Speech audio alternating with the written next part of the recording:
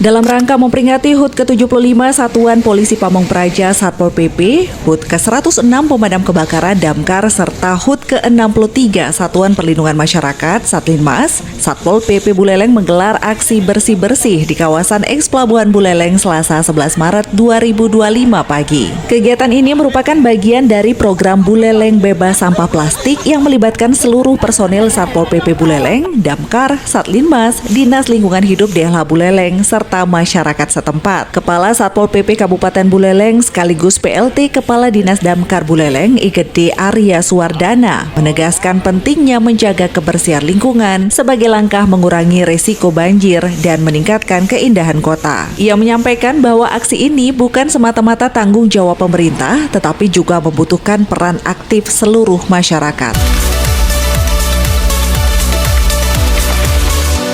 Jangan sampai nanti ke depan lagi ada kasur-kasur yang nyebrang ke sungai. Jadi mari kita menjaga kebersihan Buleleng ini, kita melibatkan semua masyarakat.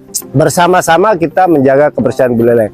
Bukan semata-mata tanggung jawab daripada pemerintah. Dalam hal ini kami di Dehla dan kami Satpol PP akan menindak tegas kepada siapapun yang membuang sampah dengan sembarangan.